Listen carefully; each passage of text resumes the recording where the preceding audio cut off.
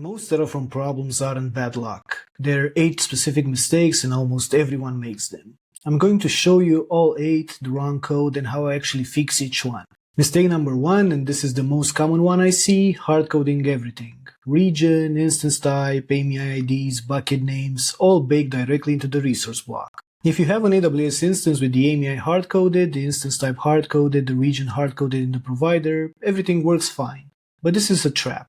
It works fine until you need a second environment. In that moment, you have to actually copy this to make a staging environment, and you'll do find and replace on values, and that's where the most bugs come from. And the fix is, of course, using variables. You should add those values into variables.tf, give them sensible defaults, and now you'll make the same code run everywhere, basically. Senior engineers parameterize from day one, not because the docs told them to, but because they've been burned by the copy-pasting version. Mistake number 2 will actually get you in trouble. You commit your Terraform TF state to Git, and I get why this happens. You run Terraform apply locally, the state file gets spawned up in that directory, you do a git add, and now your state is in the repository directly. The problem is that state file contains every output, every resource attribute, and very often plain text secrets, database passwords, access keys, all of it. And the fix has 2 parts here. First, you need to add the state files to your git ignore right now. And second, and this is the real answer, you should use a remote backend. And this leads me to mistake number 3. You've enabled a remote backend, but there is no state locking. Picture this, you and a teammate both run Terraform apply at the same time against the same state. There are 2 processes writing to one file, and this typically means that you corrupt the state, and now Terraform thinks resources exist that don't, or doesn't know about the ones that do. When locking is on, the second person gets an error acquiring the state lock with the lock ID and who's holding it. That error is not a problem, that error is the protection working exactly as designed. So the fix is really simple for this one. Never run a real backend without locking enabled. Local state on your laptop for a personal project is perfectly fine, but a team project without locking and remote state is just a corruption waiting to happen. Mistake number 4, you have everything in one giant main.tf. You have your VPCs, your EKS cluster, databases, IAM, all 500 lines of it in a single file with a single state. Here's why this hurts. So every plan has to refresh every resource so your runs get slow. Worse, one state file means that a mistake in your networking can lock or corrupt the state for your databases. And blast radius is everything here. You need to fix it by splitting your infrastructure into modules and isolating state per layer or per environment. Networking gets its own state, the cluster gets its own, applications get their own. Small isolated states are faster to plan and far safer to change. And this is the difference between Terraform that scales and Terraform you're actually scared to touch. Mistake number 5, thinking that Terraform is everything and you don't need anything else to actually run it properly.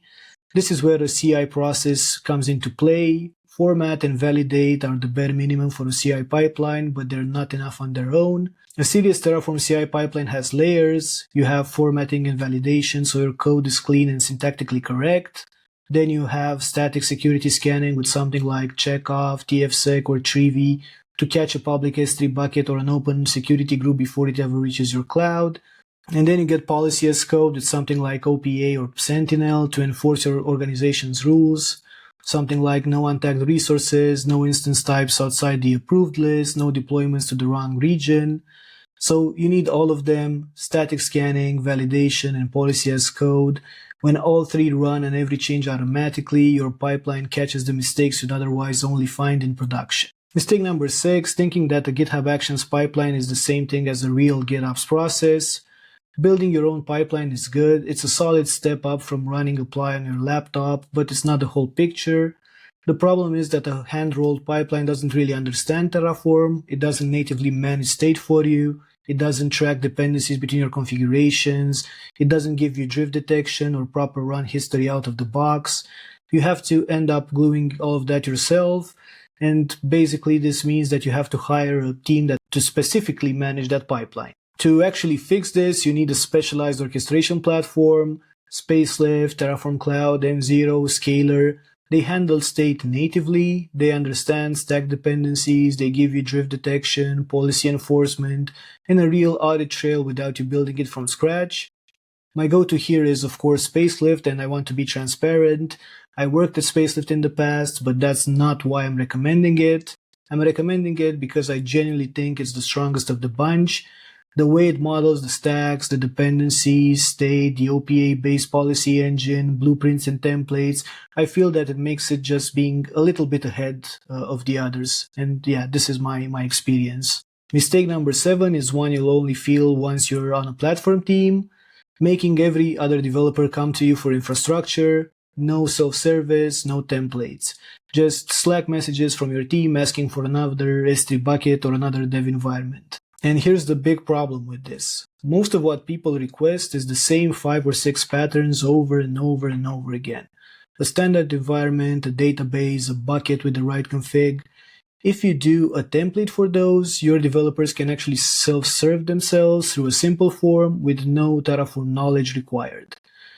Again, specialized infrastructure orchestration platforms have this, and your developers can easily just browse through a curated list, fill in a few validated inputs, and get governed infrastructure that's pinned to a specific commit, so the same template and the same inputs produce identical infrastructure every time. In this way, you solve the speed and control paradox. The platform team keeps its standards while the developers team stop waiting on them, and your infrastructure stops drifting across environments that were supposed to be identical. And mistake number 8, the one even experienced people get wrong, assuming GitOps is the right answer for every single workflow. And don't get me wrong, GitOps is fantastic for production environments. You want code review, you want a plan on every PI, you want a full audit trail. But think about the smaller stuff. You need a quick environment to test one thing, or to reproduce a bug, or to spin up a demo for 1 hour. Do you really want to write ACL, open a pull request, and wait for reviews for that?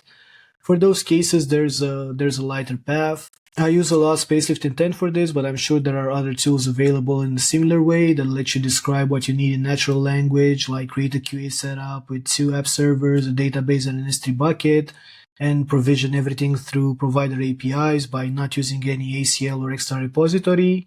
Spacelift Intent also has an open source version that you can easily leverage, and the best part about it is that you have state, so every resource that gets created by the AI will be actually in a state file that you can control. So here's the list of mistakes once again: hard coding, committing state, no locking, the monolith, a weak CI process, no real GitOps platform, no self-service templates, and assuming GitOps fits everything. If you have all of these mistakes right now in your code, you shouldn't try to fix them all at once.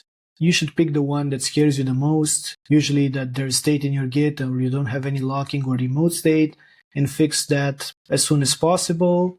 And you should also keep an eye out for drift, so try to fix it as fast as possible when you find out about it. And if you found this useful, hit that like button and subscribe, and tell me in the comments which of these you've been guilty of. That's it for this one. I'll see you the next time.